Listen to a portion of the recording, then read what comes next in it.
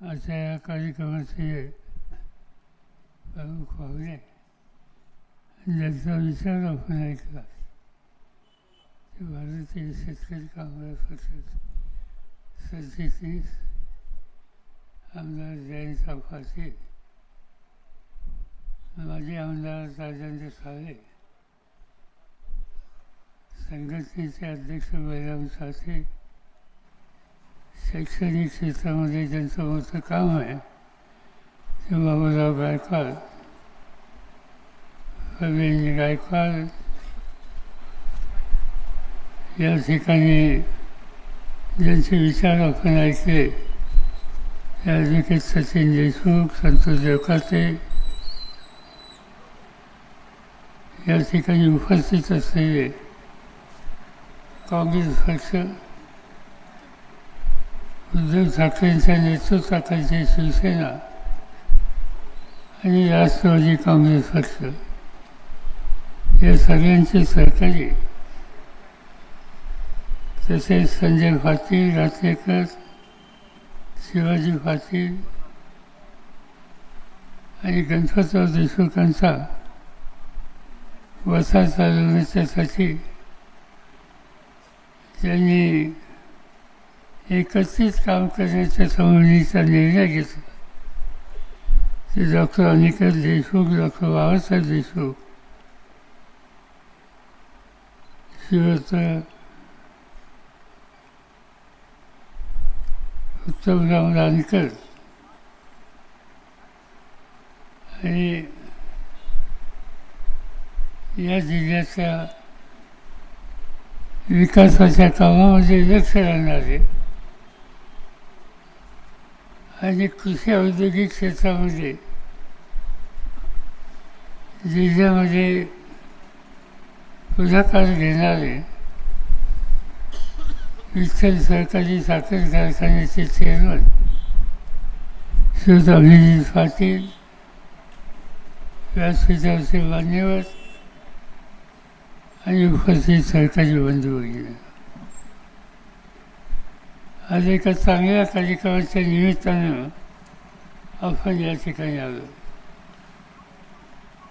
गणपतराव देशमुखांच्या स्मरणार्थ ज्या विषयामध्ये गणपतरावांना अतिशय आस्था होती आणि तो विषय म्हणजे या देशातला शेतकरी त्यांच्याशी संबंधित असलेलं राज्यस्तरीय कृषी महोत्सव याची सुरुवात आजपासून या ठिकाणी होते. प्रदर्शन आहे, त्याच्यामध्ये काही स्टॉल्स असतील, काही नवीन तंत्रज्ञानाची माहिती असेल आणि ती शेतकऱ्यांच्या पर्यंत पोचावं हा या प्रदर्शनाचा हेतू आहे. आणि त्यासाठी डॉक्टर अनिकेत आणि त्यांच्या सगळ्या सहकाऱ्यांनी पुढाकार घेतला आणि हे प्रदर्शन या ठिकाणी आयोजित केलं. प्रदर्शन आयोजित करणं ही काही सोपी गोष्ट आहे. कालच बारामतीला एका आंतरराष्ट्रीय प्रदर्शनाची सुरुवात आम्ही केली. त्याच्या आधी 10 दिवसाच्या पूर्वी वसंतदादा साखर शुगर इन्स्टिट्यूट या संस्थेमध्ये जगातल्या 28 देशांच्या तज्ज्ञांना निमंत्रित करून ऊसाच्या संदर्भातलं एक अधिवेशन आणि ऊसाच्या संदर्भातलं प्रदर्शन त्या ठिकाणी आयोजित केलं. लाखो लोक त्या ठिकाणी येतात. बारामतीला आम्ही ह्या दरवर्षी उपक्रम करतो.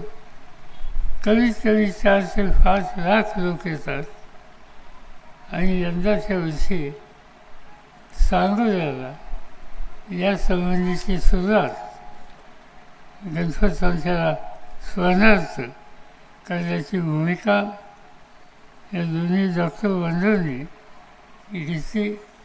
माझी खात्री आहे की हळूहळू हे प्रदर्शनसुद्धा महाराष्ट्राच्या शेतकऱ्यांच्या दृष्टीनं अतिशय औत्सुक्याचं झाल्याचं राहणार नाही. हा आहे तालुका दुष्काळी एकच खरी, पण त्या दुष्काळावर मात करण्याचं काम सतत कष्ट करून इतर शेतकऱ्यांनी केलं आणि त्यांच्या फाशीशी गणपतरावसारखं विधायक आणि स्वच्छ चारित्र्याचं नेतृत्व हे गेल्या अनेक वर्षांपासून मजबूतीनं उभं होतं. त्यामुळे त्या संकटावरसुद्धा मात करण्याची भूमिका घ्यायला तुम्ही यशस्वी आहात. आज या भागानं डाळिंबाच्या क्षेत्रामध्ये महाराष्ट्राला एक प्रकारची दिशा दिली. प्रभाकर चांदणे हे व्यासपीठावर आहेत आणि त्यांनी स्वतः या संबंधीचं लक्ष तर घातलंच, पण संबंध महाराष्ट्रातल्या डाळिंब उत्पादक शेतकऱ्यांना संघटित करून कमी पाण्यावर कोणती पिकं आपण घेऊ शकतो या प्रकारचा एक आदेश सांगोल्यानं देशाच्या राज्याच्या समोर ठेवला. संकटं येतात. मी अनेक वर्षापासून सांगोल्याला येतो आहे. गणपतरावांच्याबरोबर महाराष्ट्राच्या विधानसभेत काम करण्याची संधी मला मिळाली, अनेक वर्ष मिळाली. या जिल्ह्याचा 1972 साली मी पालकमंत्री असताना गणपतरावांच्याबरोबर सांगोल्याला अनेकदा यावं लागलं आणि त्याचं कारण त्या काळात 72 साली 73 साली एक मोठा दुष्काळ पडला आणि त्या दुष्काळातून लोकांना वाचवायचं म्हणून आम्ही कष्ट करत होतो. मी या जिल्ह्याचा पालकमंत्री होतो. अनेक वेळेला सांगोल्याला आलो आणि गणपतरावांच्यावर फिरून इथलं दुःख कमी करण्याच्या बद्दलचा प्रयत्न केलेला होता. एकदा महाराष्ट्रामध्ये 45 लाख शेतकरी रोजगार हरवणीच्या कामावर होते आणि एकतर सोलापूर जिल्ह्यामध्ये 5 लाखाच्या पेक्षा अधिक जास्त लोक हे रोजगार हरवणीच्या कामावर होतो. त्याचा सगळ्यात मोठा वाटा हा सांगोल्याचा होता आणि म्हणून इथे चारा आणि हे पुरवण्याच्यासाठी जनावरांच्यासाठी शिबिर, माणसाला जगवण्याच्यासाठी त्यांना दुष्काळी कामं, विविध प्रकारच्या सरकारच्या वस्तुल्या या थांबवण्याच्यासाठी एकत्रित व्हायचं. या सगळ्या गोष्टीला अभ्यासपूर्ण भूमिका मांडणारं संबंध जिल्ह्यात कोण व्यक्ती असेल तर त्यांचं नाव गणपतराव देशमुखांचं घ्यावं लागतं आणि ते काम त्यांनी अनेक वर्षाच्यापासून या ठिकाणी केलं. 78 साली आम्ही लोकांनी मंत्रिमंडळ केलं आणि त्या मंत्रिमंडळाचं नेतृत्व माझ्याकडे होतं आणि त्या मंत्रिमंडळामध्ये कृषी खात्याची जबाबदारी कृषी मंत्री म्हणून गणपतरावांनी घेतलेली होती आणि संबंध राज्यामध्ये चौफेर फिरून संबंध राज्यामध्ये शेतीच्या क्षेत्रामध्ये बदल कसे करता येईल यासाठी गणपतरावांनी मंत्री म्हणून अतिशय मोठं काम केलं. ही गोष्ट मला स्वतःला त्यावेळीचा मुख्यमंत्री म्हणून व्हायचे आणि म्हणून त्यांच्या नावाने हा महोत्सव करताय मी सगळ्या आयोजकांना मनापासून धन्यवाद देतो. आज ही शेती एका अडचणीच्या काळातून जाते. राज्यकर्त्यांचा दृष्टिकोन या बाबतीत कसा आहे हे काही मी सांगायची गरज नाही, आधीच्या व्यक्तींनी सुद्धा सांगितलं. एका बाजूने आपण उत्पादन वाढवतो आहे, ज्याचा उल्लेख या ठिकाणी मी कोणताही केला की ज्या काळामध्ये माझ्याकडे देशाची सत्ता आली शेती खात्याची आणि त्याच कालखंडामध्ये सुरुवातीला आम्हाला धान्य आयात करायला लागत होतं, तर धान्याची कमतरता होती आणि ती कमतरता घालायचा एक निर्धार आम्ही लोकांनी केला. पहिला निर्णय घेतला की शेतकऱ्याच्या मालाला किमती वाढवून द्यायच्या, उत्पादन खर्चाचा विचार करून त्याला अधिक किंमत देण्याची भूमिका घेतली. तर या देशाचा बळीराजा परदेशातून धान्य आणायची स्थिती कदापि येऊन देणार नाही तो कष्टाने इतक्या मातीमध्ये धान्य फेकेल आणि देशाची गरज भागेल. आणि नेमकं हेच चित्र आम्हाला दिसतं. तर मी सांगितलं की माझ्याकडे ही जबाबदारी आल्याच्या नंतर 2004ला आम्हाला गहू आयात करावा लागला, तेल आयात करावं लागला, साखरेची अडचण झाली. पण एकदा निर्धार केला, लोकांना विश्वास दिला, त्यांच्या मालाची किंमत दिली, तर लोक बदलतात, बदल करू शकतात हे या देशाच्या शेतकऱ्यांनी दाखवलं. आणि त्याचाच परिणाम म्हणून की जो देश परदेशातला गहू आणत होता तो जगातल्या 18 देशांना गहू पुरवायला लागला. जगाचा 1 नंबरचा तांदूळ तयार करणारा देश झाला. जगातल्या 2 नंबरची साखर तयार करणारा राज्य झालं, देश झाला. आणि फळावर भाजीपाला याच्यामध्ये आणि दुधामध्ये जगातला 1 नंबरचा देश हिंदुस्थान झाला. हे सगळं घडू शकलं. आणि त्याचं कारण त्या कालच्या राज्यकर्त्यांची दृष्टी ही शेतकऱ्यांच्या प्रश्नाकडं सहानुभूतीची होती, मदतीची होती. आज काय चित्र दिसतं? आज कांदा हे दुष्काळी भागातल्या लोकांचं पीक. कांदा हे काही फार महत्त्वाचं पीक जरी असलं तरी हे काही सर्वत्र असं नाही. पण इथल्या कांदा उत्पादक शेतकऱ्यांनी कांदा फेकवला, किमती वाढल्या, जगामध्ये कांदा पाठवायचा निर्णय घेतला. बाहेर जगामध्ये कांद्याची मागणी होती, पण या मोदी सरकारने कांदा निर्यातीवर 40% कर बसवला आणि परदेशात पाठवायचा कांदा हा थांबवला. आम्ही लोकांनी पार्लमेंटमध्ये याची चर्चा केली आणि सांगितलं की कांद्याचे कशासाठी हे करतात. सरकारच्या वतीनं सांगण्यात आलं कांद्याच्या किमती भयंकर वाढल्या आणि त्यामुळे महागाई झाली. आता कांद्यामुळे महागाई होते. मी विचारलं पार्लमेंटमध्ये की रोजचा तुमचा कांद्याचा जो खर्च आहे त्या जेवणामध्ये कांद्याचा वाटा किती आहे? तुम्ही ज्वारीची भाकरी खाता, ज्वारी लागेल, चपाती खातात, गहू लागेल, आमटी घेतात, त्याला कदाचित डाळ लागेल, तेल लागेल. कांद्याला किती पैसे? कांदा हा दैनंदिन जीवनात गरजेची बाब आहे, पण ती अधिक खर्चाची नाही आहे. पण सरकारने काही त्याच्यावरची दृष्टी बनवली नाही. आणि याच्या उलट मी ज्यावेळी शेतीवरती होतो त्यावेळेला कांद्याच्या किमती वाढल्या. आणि मला आठवतं आहे की मी पार्लमेंटमध्ये आलो आणि भाजपचे खासदार लोक गळ्यात कांद्याच्या माळा घालून आले आणि आल्याच्या नंतर घोषणा द्यायची सुरुवात केली, शरद पवार जागे हो जाओ, प्याज की कीमत बढ़ रही है, अनाज खाना मुश्किल हो रहा है, इस्तीफा देगा. घोषणा बऱ्याच वेळ चालल्या. सभागृहाचं काम बंद होतं, पुन्हा सुरू झालं आणि त्या घोषणा चालूच होत्या. त्या घोषणा चालू असताना सभापती जे असतात त्यांनी मला आदेश दिला की याची परिस्थिती काय, सरकारचं धोरण काय याचा खुलासा करा.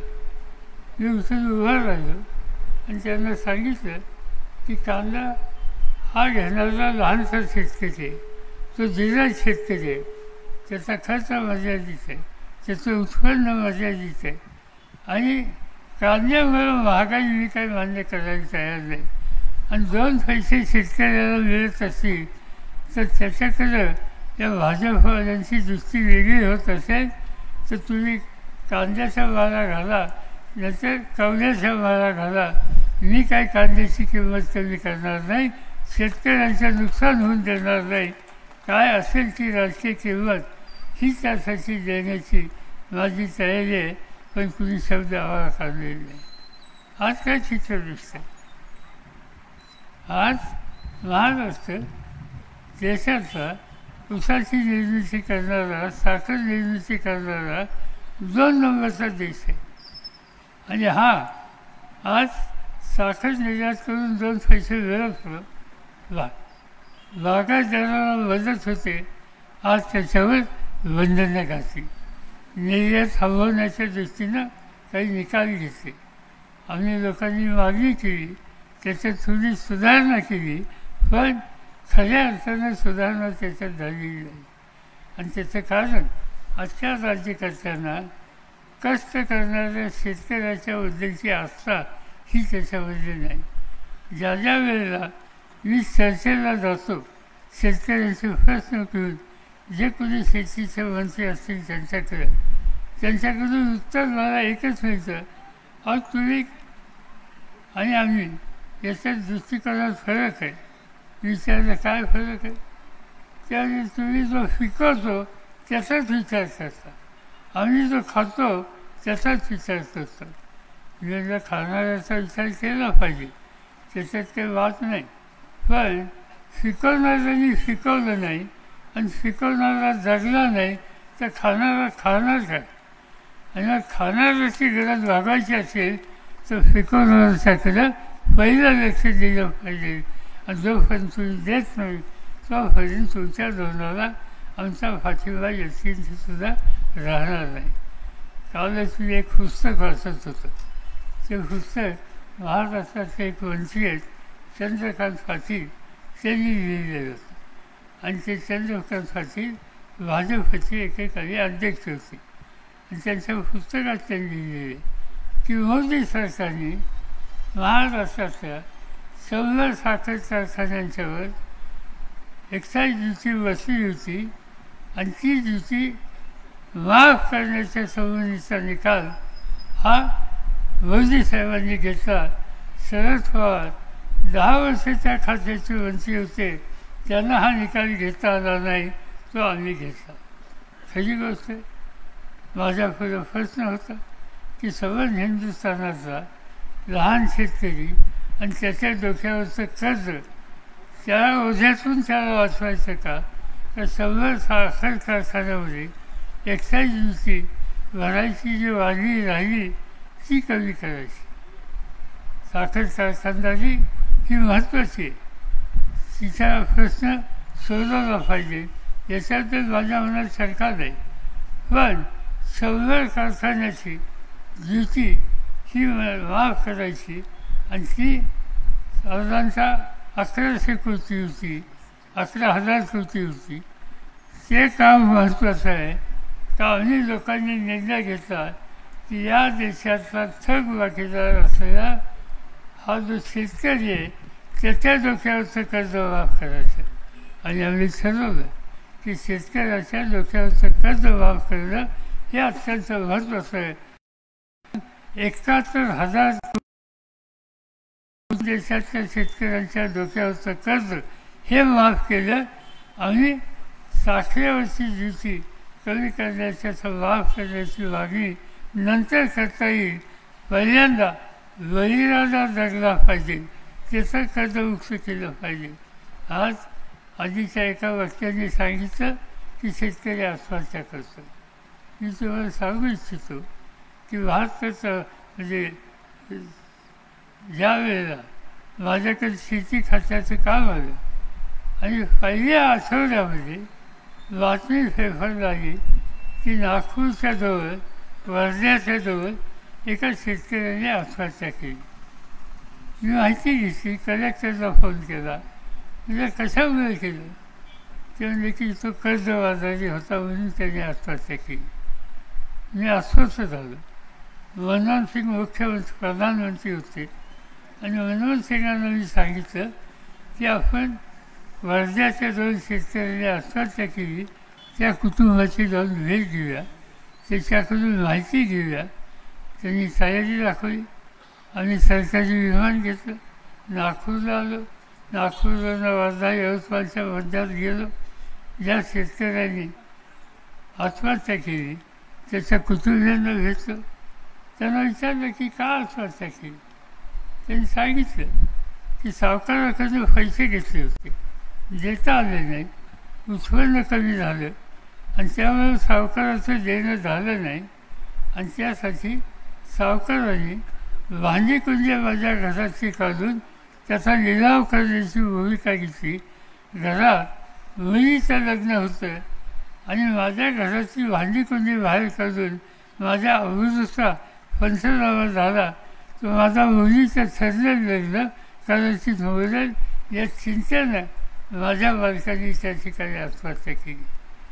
आज शेतकरी उगीच आत्महत्या करत नाही, त्यालाही जीव प्यारा आहे, पण जगणं ज्यावेळेला अशक्य होतं, ज्या वेळेला समाजामध्ये सन्मानानं भूमिका घेणं अशक्य होतं, त्यावेळेला अतिरेक झाल्याच्या नंतर नाईलाज म्हणून माणूस आत्महत्याच्या रस्त्याला जातो. आणि म्हणून आम्ही लोकांनी प्रधानमंत्र्यांनी त्या कुटुंबाची बोलणी केली आणि दिल्लीला जाऊन हा 71,000 कोटी माफीचा निर्णय घेतला. आत्महत्या थांबल्या. आज पुन्हा कर्जाचं ओझं शेतकऱ्याच्या डोक्यावर आहे. आज याच्यामध्ये अनेक सवलती द्यायला पाहिजे. जे म्हणतात की शरद पवारांना जमलेलं आहे, मी सांगू इच्छितो की शरद पवार शेतीवंची होते त्यावेळेला सोसायटीचा किंवा बँकेच्या कर्जाचा व्याजाचा दर 11 आणि 12% होता. 3 लाखापर्यंत कर्ज करणाऱ्या लोकांना तो दर 4%वर आणला. आज कुणी करतं आहे का? याच्याकडे लक्ष आहे का? कुणाचं याच्याकडे अख्ख्या राज्यकर्त्यांचं लक्ष नाही. आज मोदी साहेब या ठिकाणी येत आहेत, तुम्ही उद्याच्या त्यांचं भाषण वाचा. 16% मी सांगतो की त्यांनी माझ्यावर टीका केली असेल. परवा शिर्डीला गेले दर्शनासाठी आणि बाहेर भाषणात सांगितलं की शरद पवारांनी देशासाठी काय केलं. आणि बाबा साईबाबाचं दर्शन घ्यायला आला, ते दर्शन घ्या, उगीच त्याच्यात चुकीच्या गोष्टी बांधू नका. पण स्वभाव आहे त्या सोलापूरलासुद्धा तेच करतील. कार्यक्रम आहे घरांचा, पण बोलतील शरद पवार.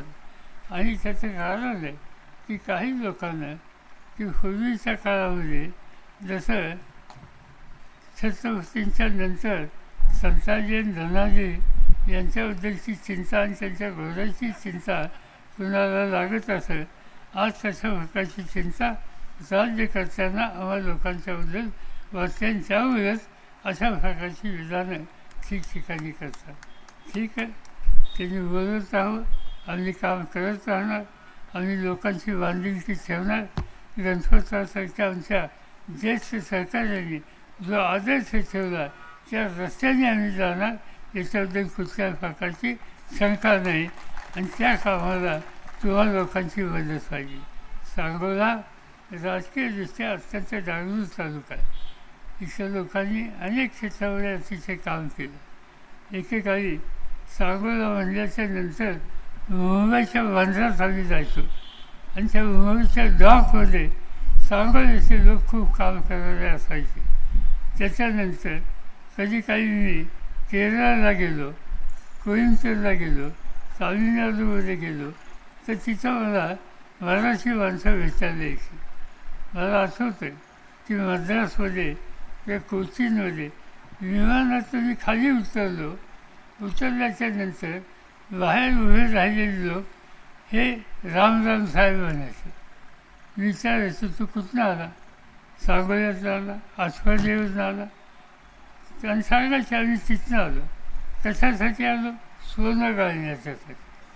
सोनं गाळण्याच्यासाठी आज देशाच्या कानाकोपऱ्यामध्ये या दुष्काळी फटक्यातले लोक अनेक ठिकाणी मिळतात आणि ही अवस्था तिथल्या लोकांची. आणि ही सगळी संकट आहेत म्हणून त्या संकटावर मात करायची आणि सन्मानाने जगायची. हे सांगोला काय, आठवडी काय, जत काय, कवठे महांकाळ काय, या सगळ्या दुष्काळी तालुक्याच्या जनतेची ही भावना आहे. आणि तेच काम तुम्ही अनेक वर्षाच्यापासून या ठिकाणी करताय. त्यामुळे तुमची एक समाजामध्ये इज्जत आहे की आहे. दुष्काळ आहे पण त्या दुष्काळावर मात केली. दुष्काळ आहे पण देशाची सगळ्यात चांगली डाळिंबं इथं तयार होतात. देशात तयार होणारी डाळिंबं इथं तयार होणारी डाळिंब देशाच्या कानाकोपऱ्यामध्ये जातात, देशाच्या बाहेर जातात. आणि म्हणून इथला माणूस हा जिद्दी माणूस आहे, चिकाटी आहे, स्वाभिमान आहे, लाचार नाही. एक वेळ उपाशी राहील, पण लाचार कधी होणार नाही. आणि ही शिस्त आणि ही शिकवण गणपतरावनी समाजाच्या सगळ्या घटकांना दिली आणि त्यामुळं आज सांगोला हे बदललेलं चित्र दिसतं. एकेकाळी मी येत असे तेव्हा हा दुष्काळी तालुका होता. पण आता मी हेलिकॉप्टरने आलो, खाली सगळी जी घरं बघतोय ती सगळी कॉन्क्रीटची, स्लॅबची. हा बदल आहे आणि तो बदल तुम्ही लोकांनी कष्टांनी दाखवला आणि म्हणून या तुमच्या कष्टफळ भूमिका घेण्याची जी तयारी आहे त्याबद्दल तुम्हा लोकांचं या ठिकाणी मी मनापासून अभिनंदन करतो. आज हा जो गणपतराव देशमुखांच्या सन्मानार्थ गणेशरत्न राज्यसाहेब कृषी महोत्सव तुम्ही आयोजित केला आणि त्याच्यामध्ये डॉक्टर अनिल देशमुख, बाबासाहेब देशमुख त्यांचे सगळे सहकारी आणि त्यांना साथ देणारे बाकीचे आपण सगळेजण, त्यामुळं हे या ठिकाणी होऊ शकलं.